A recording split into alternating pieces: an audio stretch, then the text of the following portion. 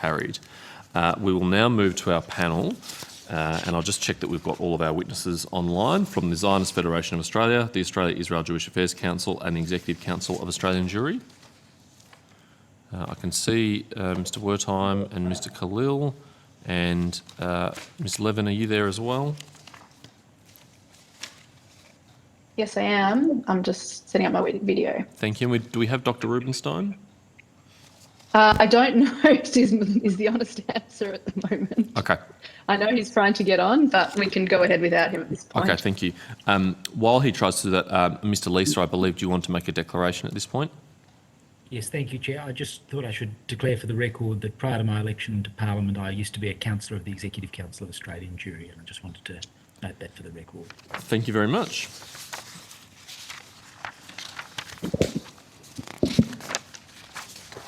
Perhaps, Chair, in the interest of full disclosure, I should also disclose that I was a member of the editorial board of the Australia-Israel Jewish Affairs Council for some 10 years. Thank you, Mr Dreyfus. All right, I now formally welcome our witnesses from the ZFA, AJAC and the ECAJ. For the Hansard record, could you please state your full name and the capacity in which you appear before the committee? We'll go AJAC. Good morning, my name is... Oh, sorry. Yeah, please continue, Dr Carlill. No worries. My name is Dr. Bren Carlill. I am the Director of Public Affairs at the Zionist Federation of Australia. Thank you. Then AJAC. I'm Naomi Levine. I'm a Senior Policy Analyst at AJAC, and I note that our Executive Director, Colin Rubenstein, has just joined us as well. Dr Rubenstein, when you're ready, please introduce yourself. But in the meantime, Mr Wertheim. Yes. Thank you, I'm Peter Wertheim. I'm the co-CEO of the Executive Council of Australian Jewry. Thank you. Could I just ask that all witnesses and committee members mute their devices when they're not speaking, just to ensure we don't have any feedback, that there appears to be a little bit in the background. Although the committee does not require you to give evidence under oath, I should advise you that this hearing is a legal proceeding of the Parliament and therefore has the same standing as proceedings of the respective houses. The giving of false or misleading evidence is a serious matter and may be regarded as a contempt of the Parliament. The evidence given today will be recorded by Hansard and attracts parliamentary privilege. Colleagues, I was going to invite our witnesses to make opening statements, but I recognise we're already 15 minutes behind time and we have limited time with these witnesses. So what I propose to do is invite the witnesses to submit their opening statements in written form, and that we will seek to incorporate those into Hansard, so it's there for our records, but we might just proceed directly to questions unless there's any objections. Great, thank you. I'll ask an opening question to any witness that feels they'd like to make a contribution, then I'll offer the call to other colleagues. We've just heard from Dr Matthew Levitt, who gave very helpful evidence about his expertise.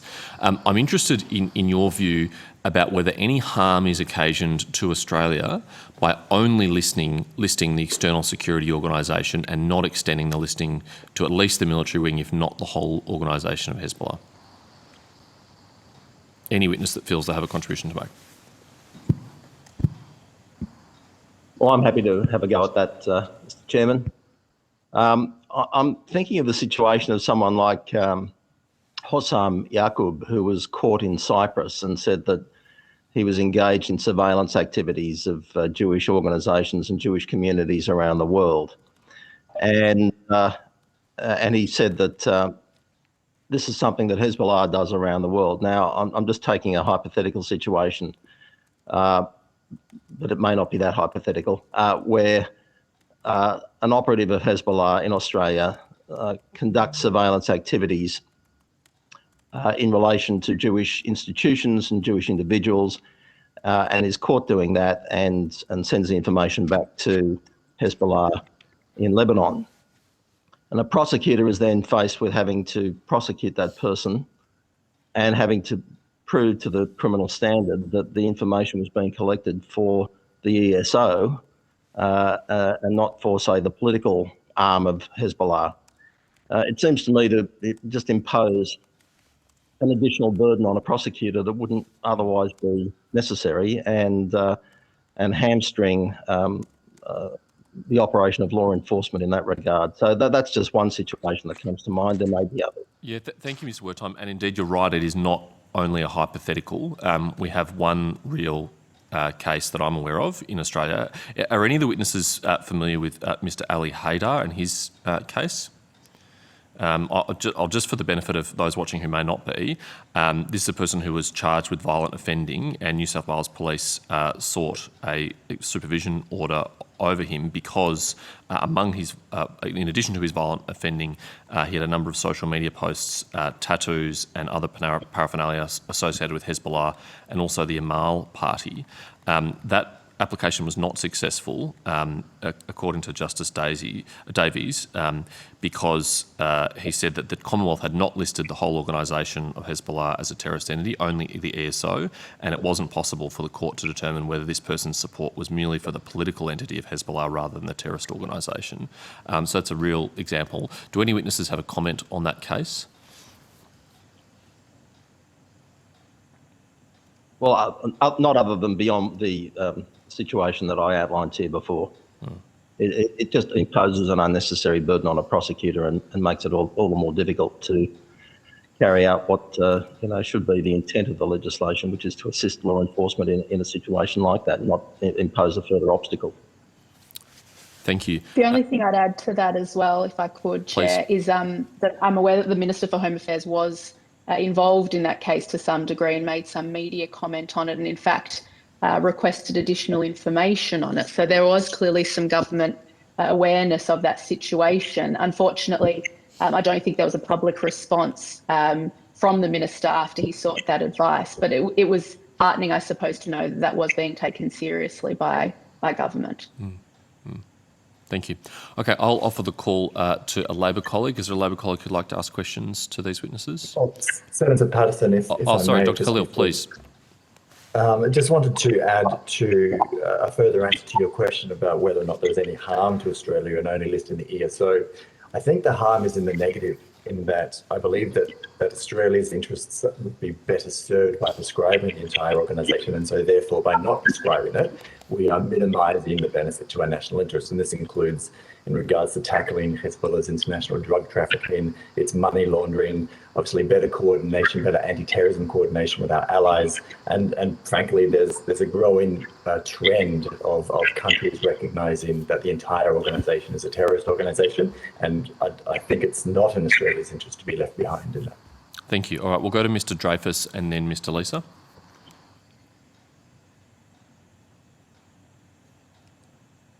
Thank you very much, Chair. Perhaps the first question is to go to something that's set out in the ECAJ submission, but I actually want to ask Dr. Carlill and Ms. Levin about it. The ECAJ submission sets out something said by Sajid Javid, the UK Home Secretary, in explaining in 2019 the decision made by the United Kingdom government to go to a full proscription of Hezbollah. And I'll read it out. This is the UK Home Secretary. There have long been calls to ban the whole group, with the distinction between the two factions derided as smoke and mirrors. Hezbollah itself has laughed off the suggestion that there is a difference. I have carefully considered the evidence and I'm satisfied that they're one and the same, with the entire organisation being linked to terrorism. This government have continued to call on Hezbollah to end its armed status. It has not listened. Indeed, its behaviour has escalated. The distinction between its political and military wings is now untenable. It is right that we act now to proscribe this entire organisation. Starting with you, Dr. Carlill, are you aware of any difficulties that the proscription of the whole of Hezbollah has caused for relations between the United Kingdom and Lebanon? Thanks, Mr. Dreyfus. I am not aware of that, and I've seen commentary by senior officials in the British government saying, look, you know, we gave our officials 2 or 3 months grace period in order to cut off any ties with Hezbollah officials, and they did. And you know, there was a few complaints in the Foreign and Commonwealth Office, but after that, Everyone was able to do it. Provision of aid to Lebanon carried on as normal. Some of the aid was redirected to other recipients, but the aid was still sent to Lebanon, and so on and so forth. There was no problems with communicating with the Lebanese government. So the short answer is I'm not aware of it, and the British government itself has said that there weren't any problems. Thanks, Dr. Carlill. Now, Ms. Levin, you've gone to some trouble in a very thoughtful submission that you were the researcher for, this is the AJAX submission, in a section that is entitled "Designating Hezbollah in its entirety would not damage Australia's ongoing state-to-state relationship with Lebanon." And in a large part of this section of the submission is taken up with a summary of work done by the Abba Eban Institute. This is Ron Prosser, the former Israeli ambassador to the UN, is the head of that institute. I wonder if you could just talk us through what appears to have been, from the description in your submission, a very substantial piece of work over a 20-year period, looking at the effect on relations between quite a large number of countries and Lebanon of proscription of Hezbollah. The conclusion which you set out is it's not possible to detect any adverse consequences for relations between any of these countries and Lebanon, and of course there are now 22 countries which have proscribed Hezbollah in its entirety. But I wonder if you could just speak to that research a little bit more. Thanks, Mr. Dreyfus. Yeah, it's very interesting research because it's actually quantitative, and the discussion around this is usually quite qualitative. So this particular piece of research looked at a number of countries and considered three parameters, which were the disbursement of humanitarian aid, official development assistance, and also trade relations between a list of countries who had designated different portions of Hezbollah and also with Lebanon. And it tracked those three parameters over, as you said, over a decade. And it indicated that there was no substantial diminishing of the relationship between any of those countries, Australia included, with Lebanon as a result of designating certain sections of Hezbollah. So there were definitely fluctuations in aid provided and economic relationships, but there was no correlation between those fluctuations and decisions taken towards Hezbollah. There's a link in the submission to the full report if you're interested. It's really quite interesting reading. Thanks very much, Ms. Levine. Now, can I thank all three organisations for the very comprehensive submissions that they provided, and it saves us the need to go through some of this in oral questioning.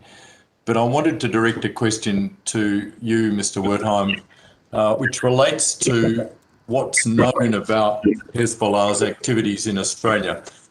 You've annexed to your submission some photographs showing the appearance at a whole range of public demonstrations of the Hezbollah flag, which of course includes an image of a fist grasping an assault rifle. And I wonder if you could just briefly speak to the activities of Hezbollah in Australia. The chair and just to give this context, the chair in his first question in this session noted a case where a court felt unable to go further in respect of someone's associations with Hezbollah because of the extremely limited nature of the proscription under Australian law. That's the context for asking, but what are you able to say about Hezbollah's activities in Australia? I'd say two things. Firstly, obviously, we're limited in terms of what we know by what we're told by law enforcement agencies in Australia. But from time to time, there have been warnings that surveillance operations are underway, or that there might be other activities planned, and just to be on heightened alert. That's as far as we are told, and that's the limit of my own knowledge. But this has been going on, over a number of years. It's not something new. In terms of the public face of Hezbollah and the flying of the flag and so on, well, that's something that's been done on a regular basis in Australia. And our concern is that it's a rallying point. It serves as a rallying point for all kinds of extremism, and not just of the Islamist variety, but one of those photos actually shows a very well-known neo-Nazi figure in Australia marching behind the Hezbollah flag at a rally in 2012, I think it was. So it sets the tone for political discourse in Australia. It undermines social cohesion in that respect, serves as a rallying point for extremism, and provides a fertile milieu for recruiting and for planning other activities. Thanks, Mr. Wertheim. I've got nothing further, Chair, for the moment. Thanks, Mr. Dreyfus. We'll go to Mr. Leeser next. Thank you very much, and thank you for the submissions to all three organisations. Mr. Dreyfus drew your attention to the quote in the ECAJ submission from Sajid Javid. I might ask Mr. Wertheim, is that directly from the occasion in the UK Parliament where he was reporting the listing, or is that taken from some other context in the Parliament? No, it's taken from Hansard. It's taken from the British Hansard, and it was when he was reporting on the reason for extending the listing. The UK history, as you know, began with listing just the ESO, and then it extended to the military wing, so-called, and then in 2019 to the whole organisation. So it was in that context. It's a very helpful quote. I wonder if you have any other helpful material that you could assist the committee with from either the Canadian or the US context, where they've perhaps, where relevant government officials have listed reasons that are different to the reasons that the Minister in Australia has listed for her decision. And whether you can help advise the committee whether there is any substantive difference in the listing processes or the regulations around those processes or the circumstances of those countries, particularly Canada, the US and the UK, which would see those countries coming to a different conclusion to Australia. I think the most helpful ones would be countries that originally did not list the whole organisation and have then moved on to listing the whole organisation. The UK was the most convenient and the most recent, but there was also Germany, and I'm happy to research that and to see if there's anything I can discover about that, which I could share with the committee. But I have, you know, whenever those changes have occurred, and whenever a country has moved from a limited listing to a comprehensive listing, my organisation, and I'm sure the other two organisations represented here, have written to the relevant authorities to make them aware of that and to draw their attention to it and to invite them to follow suit. Mr. Chair, if I could just add a point on that. Please. Thank you. Thanks for sharing our evidence today.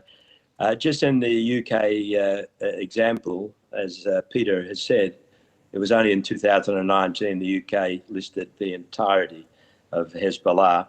And I think it's important that they've said since then, Sajid Javid in particular and others, that the strong ties with Lebanon remain. It's possible to prescribe all of Hezbollah and retain valuable working relations with Lebanon. But specifically and relevant to the Australian case, he pointed out that a 3-month grace period was given to British diplomats to sort of rejig their relationship within Lebanon. So that would be sort of one of the guidelines, I think, that would be useful in the Australian case as well, that I'm sure plays on the minds of our diplomats and officials as well.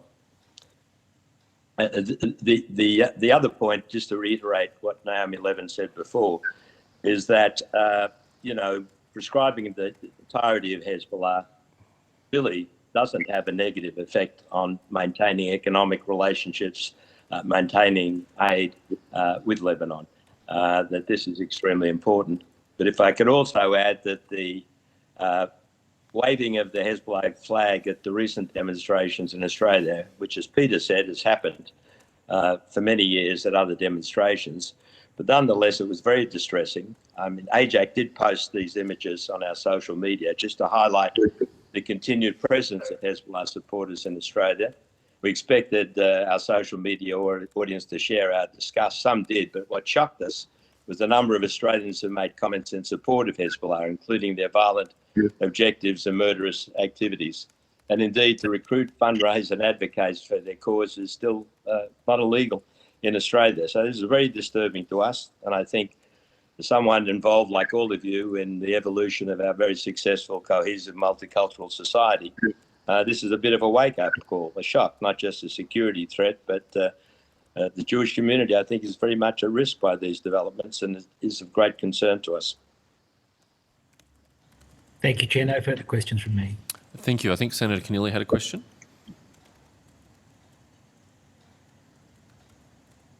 Senator Carlill, yep. Okay, in the meantime, we might go to, who else is indicating? Dr. Ali, did you indicate you had a question? Please. Thank you very much, Chair, and thank you to all the witnesses for appearing today and for the submissions that you gave. I just have a question around, the Chair mentioned the case of Ali Haider, and we've talked a little bit about the difficulty of prosecuting people who are supportive of Hezbollah, and the difficulty of proving that they are providing material support to the violent agenda of Hezbollah because of the lack of listing of the entire of the organisation in its entirety. We heard from Dr. Levitt that among the Lebanese diaspora in the US, a large proportion were either out of ignorance or perhaps even willful ignorance, unaware of the violent aspects and the terroristic activities of Hezbollah. And so their perception was that Hezbollah was looking after the Shia in Lebanon, that they were a social welfare organisation. In your opinions and in the research that you've done, would the listing of Hezbollah in its entirety really, would that address this issue?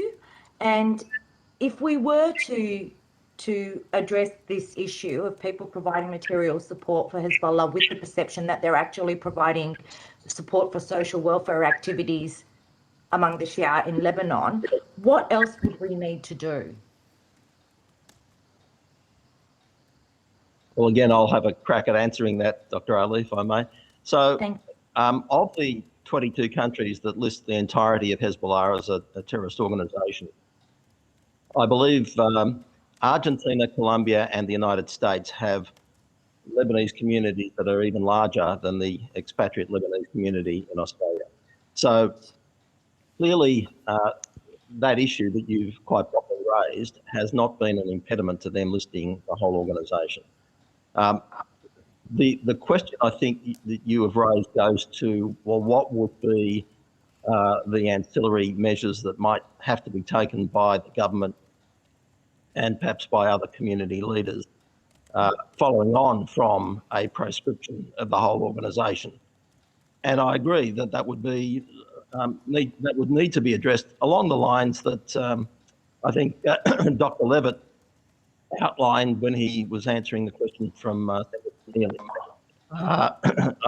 it is a legitimate issue. It would need to be addressed through close government consultation with the Shia community in Australia, so that they understand that there's a major difference between welfare activities that are genuine welfare activities to support their families and friends in Lebanon and supporting an organisation like Hezbollah.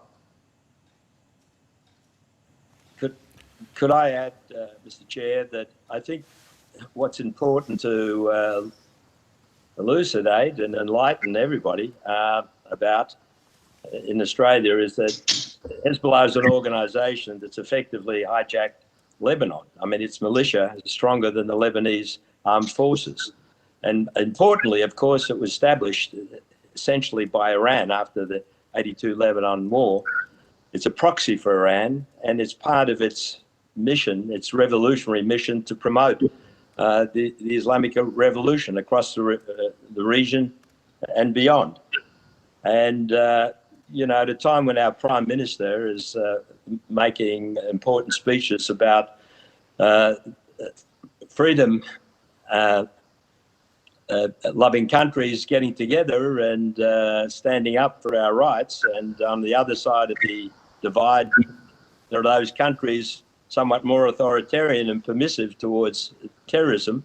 It's clear that Iran and its proxies, and in our other group, but it's clear that Iran and its proxies are engaged in other activities in this country as well, particularly in the area of cybersecurity, as we know.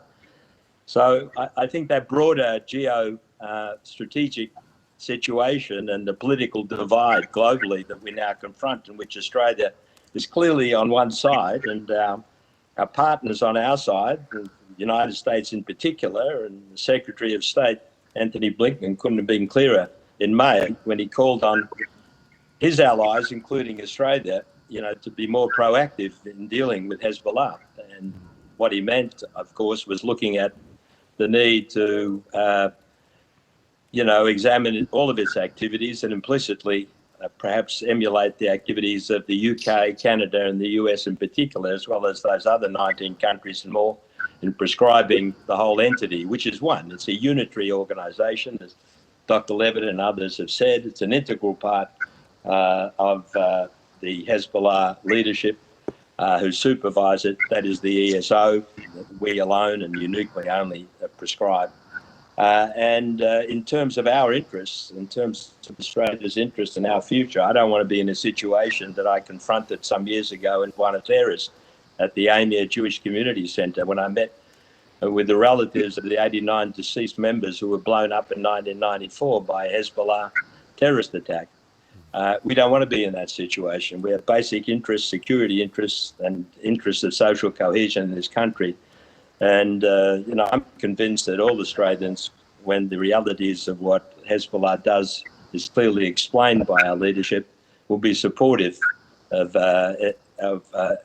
us taking that extra step in prescribing the whole of Hezbollah for reasons that go right to the heart of our security and our freedom. Thank you. Thank you, gentlemen. Thank you, Chair. Thanks, Dr. Ali. We'll quickly move to Senator Fawcett, then Senator Keneally, then Ms Hammond, before we have to go to ASIO. Senator Fawcett. Terrific. Thanks, Chair. I'll just raise some evidence from the AJAC inquiry, but invite answers from any of the panel. AJAC highlight both the US Department of Treasury and Europol and others in terms of their crackdown on money laundering and how prescription of the whole organisation aids that. AJAC then make the comment that prescription here may prevent Hezbollah from perceiving Australia as a safe place to raise funds, amongst other things. And I'm just wondering, is there any evidence that is available to you and to the committee of a diversion of fundraising activities from the US or Europe or other places to Australia as a result of the prescriptions that have occurred in those other nations?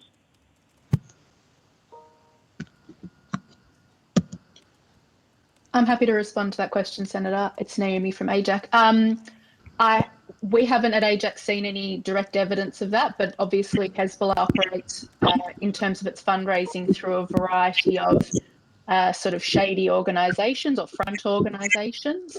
And it's often unclear immediately as to where that money is going.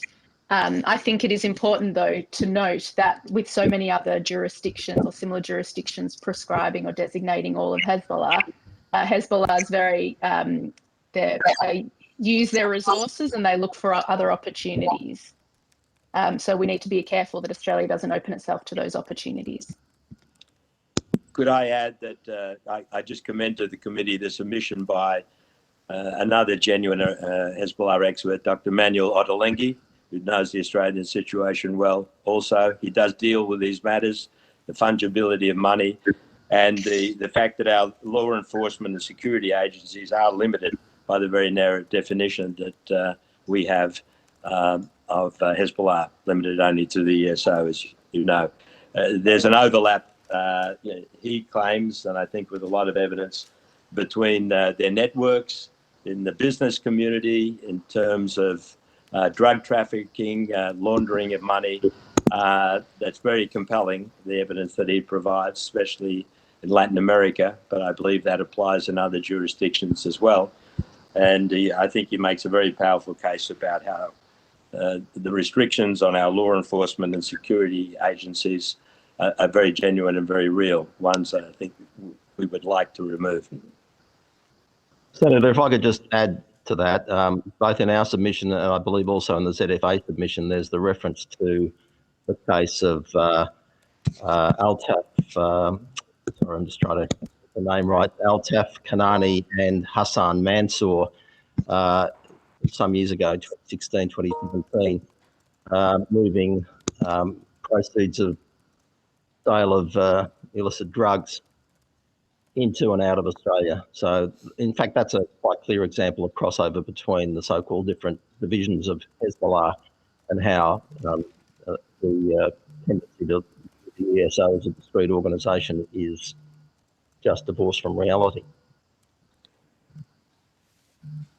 Mr. Lees, sorry, Senator Crawford, can I just add one final comment? And that is, of course, I agree with what the others have said. The thing to keep in mind is Hezbollah will operate wherever and whenever it can, and it flourishes and operates much more strongly in those countries where the rule of law is not strong. Hence the areas in South America, for instance, where Hezbollah is particularly strong, which is not, in a way, that's not a direct answer to your question, but it's just something to keep in mind that if we, going back to what others have said about we've got one hand tied behind our back by only describing one part of the military wing of Hezbollah, particularly in regards to the fight against their international criminal network, the drug trafficking and money laundering and stuff like that. Were we to prescribe the whole Hezbollah, then helping our like-minded countries to prevent Hezbollah from flourishing in those areas where the rule of law is not strong, we would be in a much better position to globally to help that fight. Okay. If it's okay, Senator Fawcett, given the time, I'll go to Senator Carlill now and then quickly to Ms Hammond, so I can move to Asio. Thank you very much, Chair. Thank you to all the witnesses for being here today. Your evidence has been very helpful. I want to pick up on something that I asked Dr. Levitt about. And I do acknowledge the work that your various organisations do in an ecumenical and multicultural space and the partnerships that you have formed. If we were to think as a country, or if this committee was to recommend the listing of Hezbollah as in its entirety, have you given some thought to the type of work that government should do, or indeed community organizations should do in order to educate, prepare, and inform the Australian community in order to maintain community cohesion and the strength of our multicultural community? If I could just comment on that, Senator Carlill, I think you've made a very important suggestion and intervention in this debate, but all along, I think all the members on this committee and the witnesses today are very much committed to Australian multiculturalism, to maintaining its success. But we all know that the success of that Australian multiculturalism has always depended on...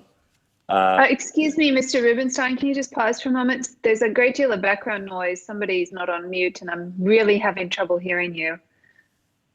Sorry, I'm just not your fault, Colin. No, I understand. Thank you very much for your intervention, your comment.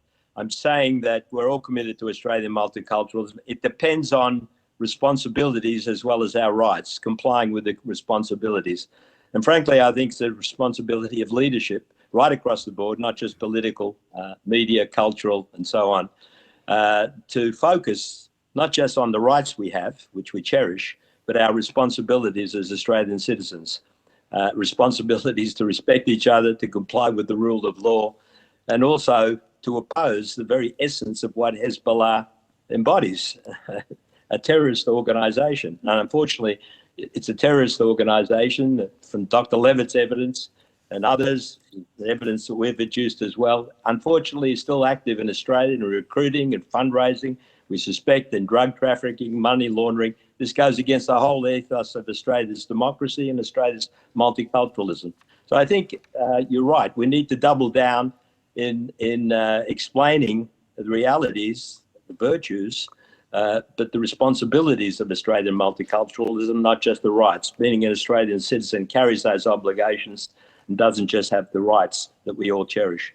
And I think the campaign from our political leadership, I know the Jewish community organisations, we reach out to other organisations. We're against bigotry, extremism, Islamophobia, anti-Semitism, you name it. We'll be at the front of the queue in opposing those threats to our open and multicultural society. And we need to do better on every front, all of us, I think. Senator Carlill, with your permission, I'll go to Ms Hammond now, just in the interest of time. Thank you. Ms Hammond. That's fine. Thank you, Chair. Thank you, Chair, and thank you all for appearing. My question, I think, follows on a little bit from Senator Carnill's. Is there any evidence that having the full listing in other countries has increased the profile or the recruitment or the sympathies for Hezbollah? Have they used it as a tool for recruitment? Have they got more profile because of it? And or is there any evidence in those countries of Lebanese communities being demonised? If I may, Ms Hammond, I'm unaware of any evidence, and I believe that Dr. Levitt and Dr. Otterlang, who Dr. Rubinson mentioned earlier, would have the answers, and I'd say the definitive answers to that question.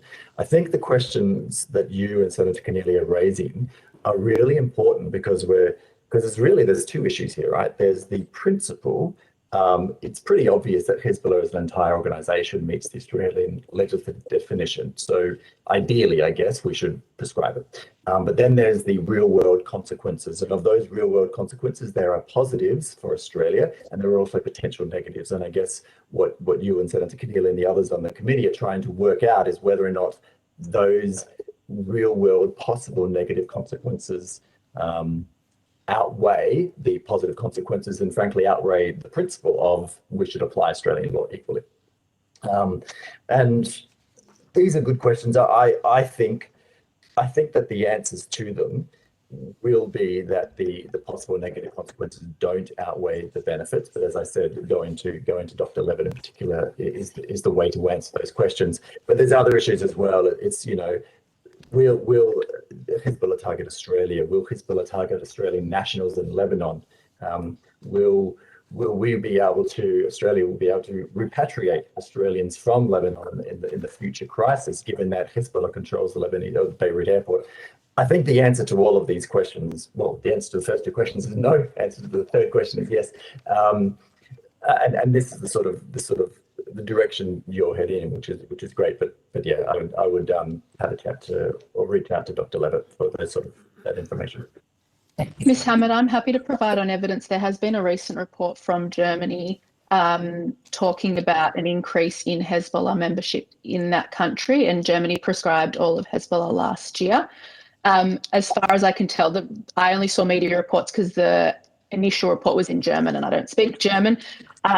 There was no correlation mentioned between the prescription, though, and the small increase in the number of Hezbollah members or affiliates or associates, you could call them, in Germany. But I'm happy to provide that information to the committee on notice. Thank you very much, Ms Levin. Can I thank all the witnesses for your assistance to the committee today and the work you put into your submissions, which were really gratefully received. If you have been asked to take a question on notice, we'd be extremely grateful if you could return it to us by tomorrow afternoon, which I appreciate as a short turnaround time, but we have to table our report in the Parliament very soon as well. You'll also be sent a transcript of today's proceedings in case you'd like to make any corrections. But thank you very much, everyone, for your time. And the committee will now move